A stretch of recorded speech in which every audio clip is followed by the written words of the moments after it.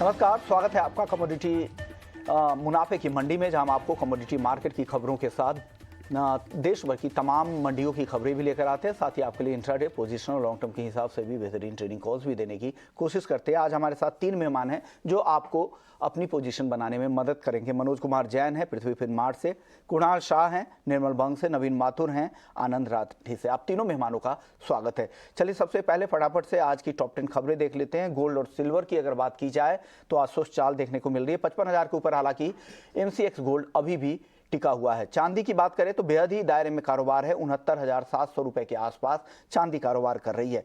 Crude में कल MCX crude में 3% की तेजी दिखी, ब्रेंट पौने 3% की तेजी के साथ बंद हुआ और आज भी हल्की तेजी के साथ यहां पर कारोबार हो रहा है। $82.5 के ऊपर ब्रेंट क्रूड का भाव है। नेचुरल गैस में तेजी आज दिख रही है, 3% से ज्यादा की मजबूती है, 460 रुपए के ऊपर एमसीएक्स पर नेचुरल गैस का वायदा ट्रेड कर रहा है।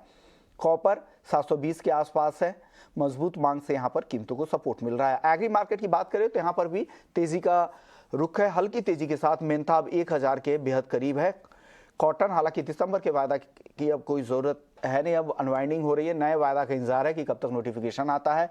मसालों में आज सभी मसालों में आज खरीदारी है, हल्दी, जीरा और धनिया तीनों ही काउंटर में अच्छी तेजी के साथ कारोबार यहां पर हो रहा है। ग्वार की बात करें तो ग्वार में भी अच्छी तेजी है, 1 से 1.5% तक की तेजी ग्वारगम और ग्वार सीड के वायदा में दिख रही है। लेकिन चलिए एक अहम अपडेट भी आपको दे दे कि कोविड पर पीएम की आज समीक्षा बैठक है। पीएम नरेंद्र मोदी आज कोविड को लेकर यह बैठक करने वाले हैं। उच्च स्तरीय बैठक में हालात का जायजा लेंगे कि क्योंकि आसपास के देशों में, चीन में जिस तरह से कोरोना के नए मामले बढ़े हैं उसको लेकर चिंता बढ़ी है, इसकी वजह से ये बैठक होनी है। ओमिक्रॉन के B.7 वेरिएंट को लेकर चिंताएं ज्यादा बढ़ गई है। कल हमने देखा था कि स्वास्थ्य मंत्री मनसुख मंडाविया ने भी बैठक की थी। तो सरकार पूरी तरह से अलर्ट मोड है ताकि किसी तरह की दिक्कत आगे ना जाए। चलिए आगे बढ़ते हैं और वायदा बाजार का रुख कर लेते हैं। हमारे साथ तीनों मेहमान बने हुए हैं। सबसे पहले कुणाल जी, गोल्ड पे आपका व्यू जानना चाह रहे थे।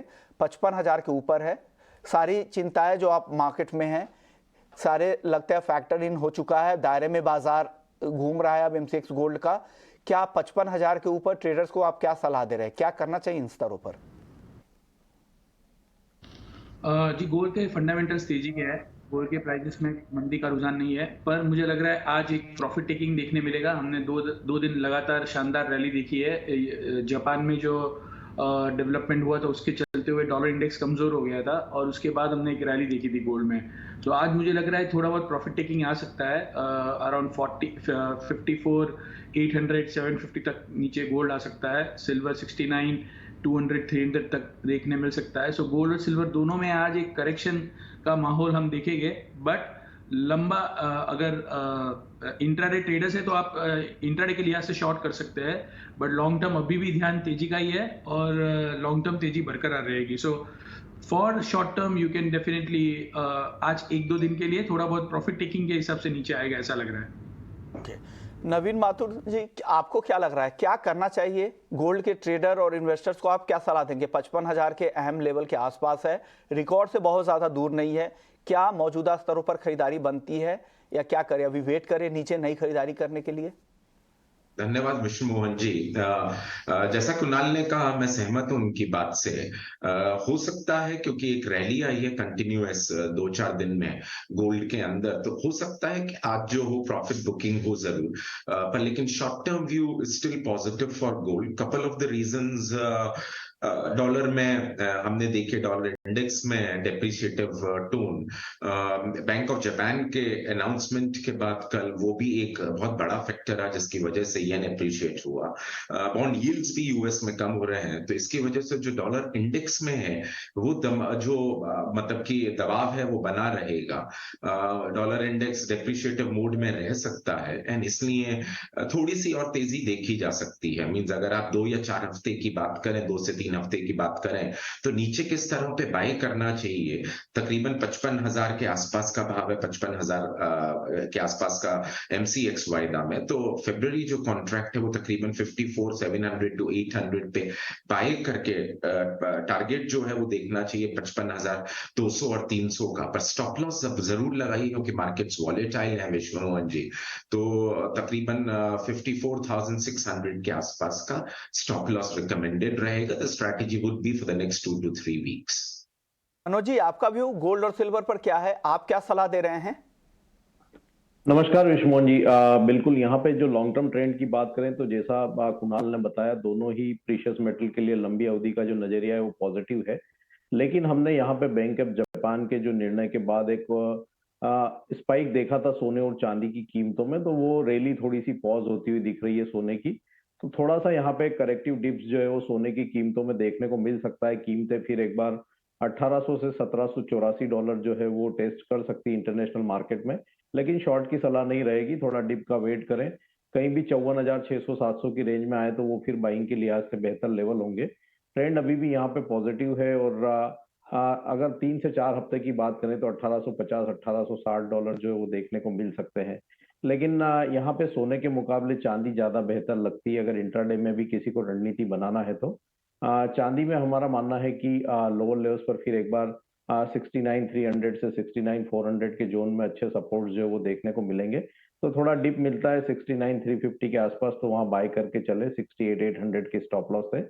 इंट्राडे में जो लक्ष्य है वो 70,400 का रख सकते हैं और अगले 2 से 3 दिन की अगर बात करें तो 71,000 तक के लक्ष्य भी यहाँ देखने को मिल सकते हैं।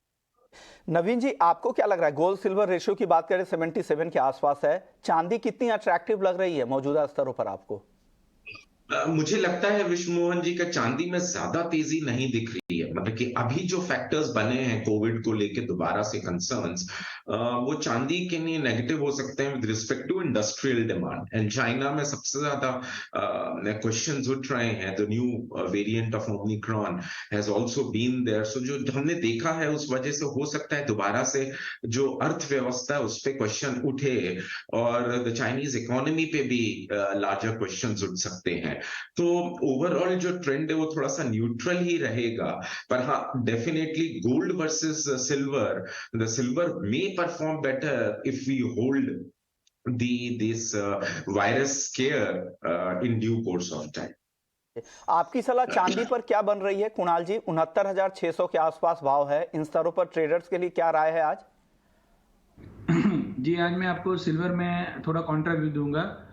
जब 52-55,000 था तब कोई मार्केट में आया नहीं था। अभी आज 70,000 का प्राइस कल टेस्ट किया है, सब आ गए लेने।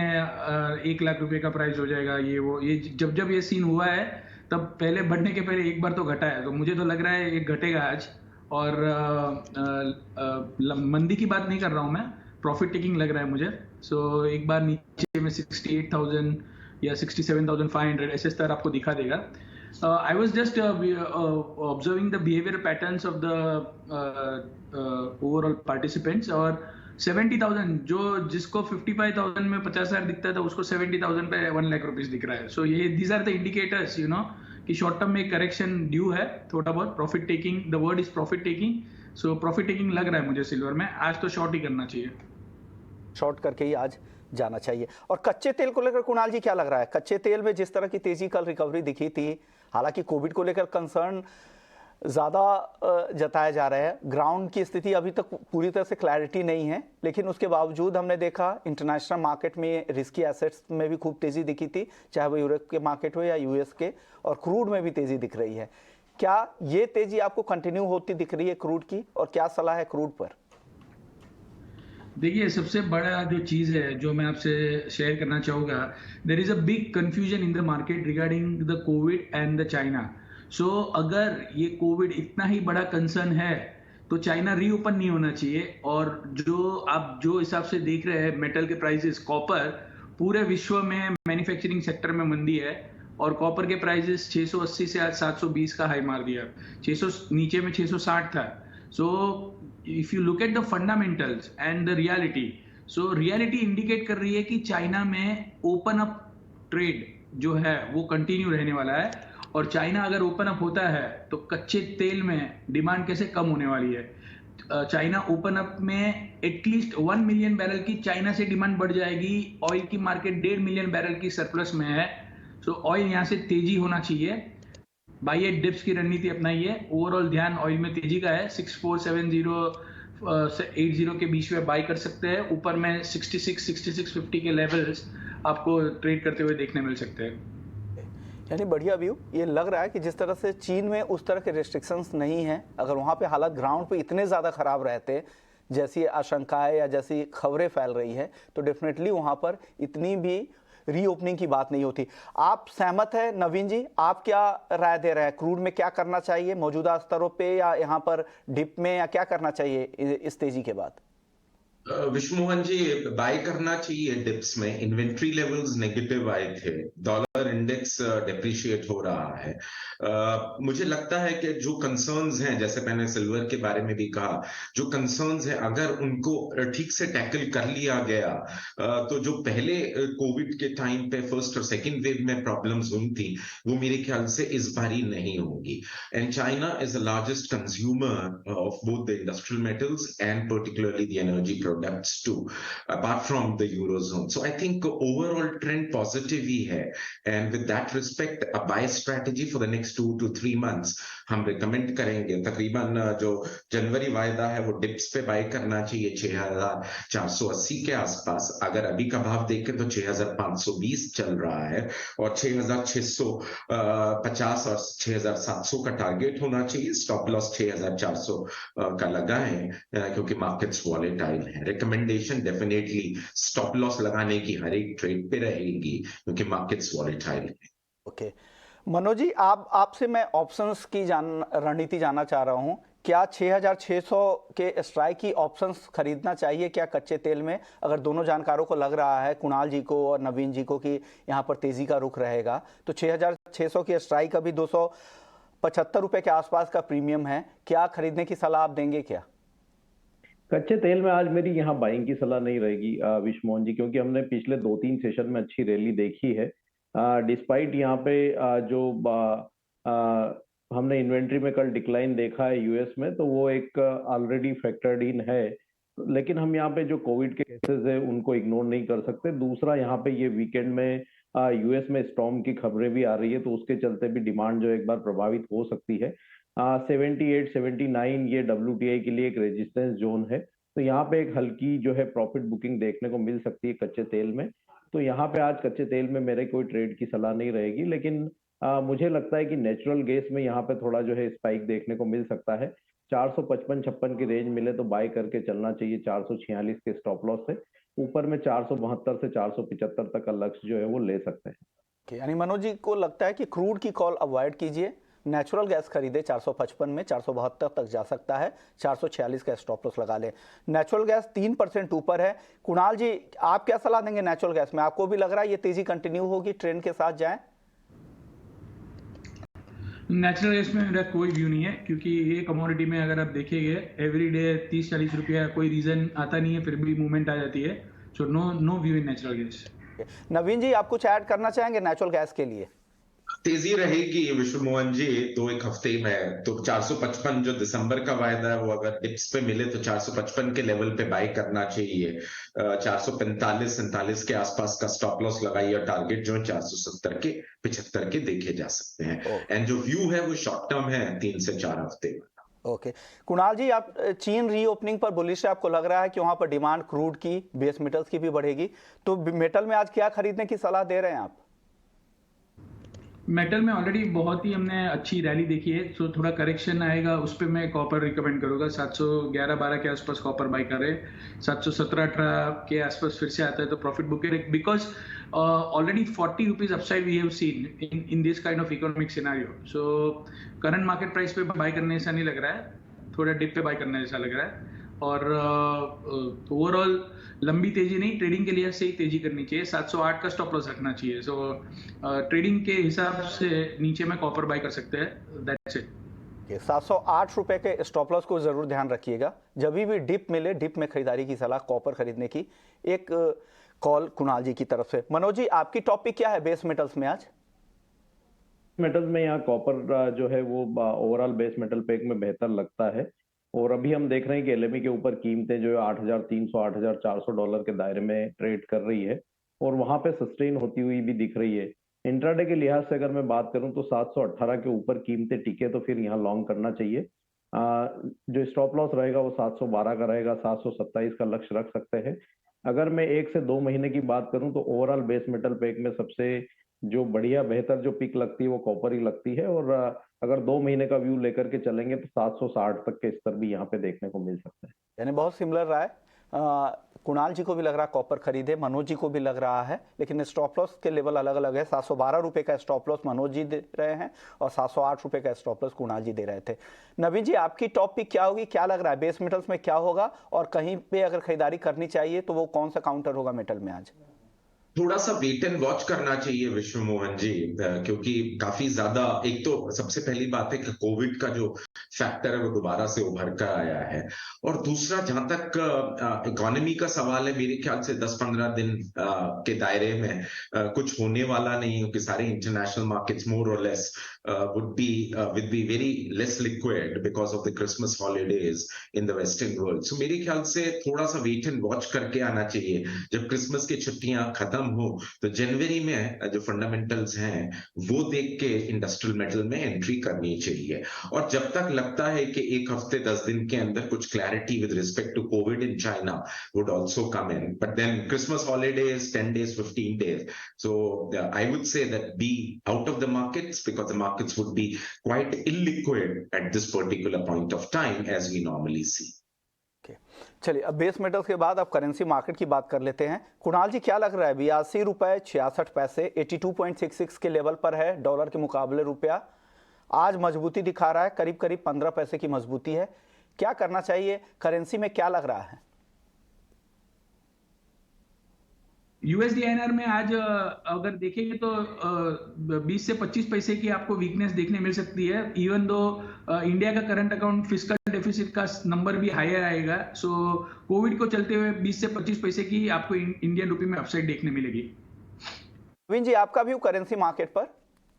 बयाल मेरे ख्याल से 8250 के आसपास कंसोलिडेट होना चाहिए, विश्व मोहन जी।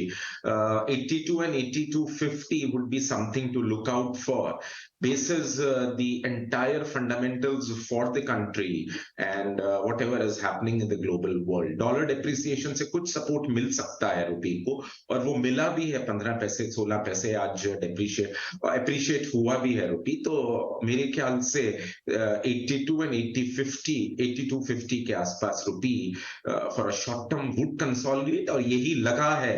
मतलब कि पिछले अगर आप एक महीने या मतलब कि 3-4 हफ्ते का ट्रेंड देखें तो इसी दायरे में तकरीबन 8150 to 8250 8275 के दायरे में ही रुपी कंसोलिडेट कर रहा है। चलिए, करेंसी मार्केट के बाद अब एग्री मार्केट की चाल देख लेते हैं। यहाँ पर लगभग सभी काउंटर NCDX पर तेजी दिखा रहे हैं। हालांकि सिर्फ कैस्टर और टर्मरिक में हल्की सुस्ती दिख रही है। ग्वारसीड और ग्वारगम कई दिनों के बाद अच्छी तेजी दिखा रहे हैं। मनोज जी, क्या लग रहा है ग्वारसीड और ग्वारगम? ग्वारगम 12,420 के ऊपर है, 2.25% की तेजी, 1.5% ऊपर ग्वारसीड आ गया है 5,900। लोअर जो हाल फिलहाल का जो रेंज है उसके निचले लेवल पे अच्छी बाइंग आ रही है। कल हमने देखा 4% तक की गिरावट, आज अच्छी तेजी दिख रही है। इन स्तरों पर आप क्या सलाह देंगे ग्वारसीड में और ग्वारगम में? बिल्कुल, यहाँ पे एक रेंज का ट्रेड है। अगर मैं ग्वारसीड और ग्वारगम की बात करूं, जहां तक ग्वारसीड का सवाल है 5,750 लोअर बैंड, यहाँ पे अच्छे सपोर्ट जो है बार बार देखने को मिल रहे हैं, और ऊपरी लेवल्स पर 6,150 6,200 ये रेजिस्टेंस बने हुए हैं। तो जो सपोर्ट का लोअर बैंड है उसके आसपास अभी कमोडिटी ट्रेड कर रही है। यहाँ पे बाय करके चल सकते हैं 5,750 के आसपास का स्टॉप लॉस लगा के। ऊपर में जब 6,100 के आसपास कीमतें आए तो वहां पे मुनाफा वसूली करते रहे। और सेम यहाँ पे ग्वारगम में भी जो व्यू है वो इनलाइन रहेगा। हम देख रहे हैं कि ये कमोडिटी भी अपने सपोर्ट्स लेवल जो रहते हैं 12,200 से 12,400 उसी दायरे में ट्रेड कर रहा है। जब तक 11,950 के ऊपर है, यहाँ पे भी जो रेंज वो बनी रह सकती है। तो यहाँ भी थोड़ा डिप मिले तो बाय कर सकते हैं 11,950 के स्टॉप लॉस से। ऊपर में 12,800 900 ये रेजिस्टेंस जोन है, तो वहां पे मुनाफा वसूली की रणनीति रखना चाहिए।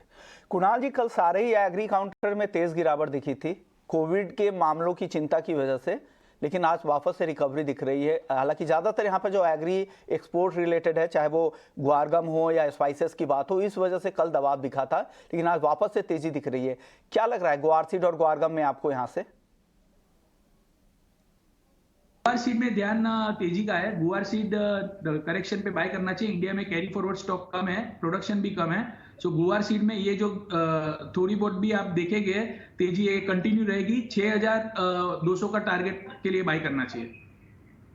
चलिए अब बात कर लेते हैं स्पाइसेस की। स्पाइसेस में जीरा सबसे पहले रिकॉर्ड के करीब है, 29,000 के आसपास अभी भी ट्रेड कर रहा है। मनोज जी, क्या लग रहा है जीरे की बुआई के जो नंबर आ रहा है गुजरात से, वो काफ़ी वहाँ पर कम है, 84% पिछले साल के मुकाबले अब तक कम बुआई के नंबर आ रहे हैं। उत्पादन भी घटने की संभावना है, यील्ड को लेकर चिंता है जीरे की।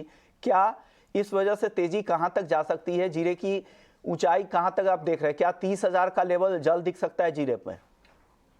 मिल सकता है देखने को विश्व मोहन जी। यहाँ पे ट्रेंड लगातार पॉजिटिव बना हुआ है और जिस तरह से यहाँ पे मौसम की अनुकूलता अभी क्रॉप के लिए नहीं है तो उसकी वजह से यील्ड भी प्रभावित हो सकती है। कैरी फॉरवर्ड स्टॉक यहाँ पे ऑलरेडी कम थे गत वर्ष के और जो एक्सपोर्ट डिमांड है वो भी बेहतर है। तो ओवरऑल फंडामेंटल अभी भी ये कमोडिटी के काफी पॉजिटिव है। तो यहाँ पे बिल्कुल जो है शॉर्ट सेल से बचना चाहिए, कोई भी डिप मिले तो बाय करके चलें। 27,500 अब यहाँ पे अच्छे सपोर्ट्स के रूप में देखना चाहिए। ऊपर में यहाँ पे 30,000 जो है वो जल्द देखने को मिल सकता है। तो अभी ट्रेंड पॉजिटिव है, ट्रेंड के साथ ही रहे, डिप्स मिले तो बाय करके चले। 27,500 को एक स्टॉप लॉस के रूप में यहाँ पे लगा के चले। कि मनोज जी, अब आखिरी सवाल हल्दी और धनिया में। धनिया हालांकि काफी टूट गया था, कल एक ग्राउंड एक्सपर्ट से बात भी हो रही थी तो उनका कहना था इतनी गिरावट की संभावना नहीं थी जितनी आ रही है, और हाजिर में और जो वायदा के भाव है उसमें फर्क भी ज्यादा हो रहा है, हाजिर में उतनी ज्यादा गिरावट नहीं लग रही। क्या यही वजह है कि धनिया में अब निचले लेवल पे खरीदारी लौट आई है? नहीं, धनिया में हाजिर में भी गिरावट देखने को मिली है। अगर हम नए कॉन्ट्रैक्ट की बात करें अप्रैल वायदा की, तो वहाँ जो है थोड़ी बाइंग देखने को मिल रही है लोअर लेवल्स पर। लेकिन मेरा मानना है कि यहाँ पे जो सोइंग एरिया है वो बेहतर है गत वर्ष की तुलना में और इम्पोर्ट्स भी काफी देखने को मिले थे। तो अभी एटलीस्ट धनिया में तो यहाँ पे बाइंग जो है वो अवॉइड करके चलना चाहिए।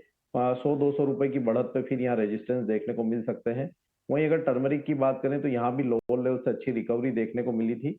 अप्रैल कॉन्ट्रैक्ट में अगर कीमतें 8,200-300 की रेंज में आए तो वहां पे फिर बाइंग करके चलना चाहिए। ऊपरी स्तरों पर बाइंग से जो है बचना चाहिए। शुक्रिया।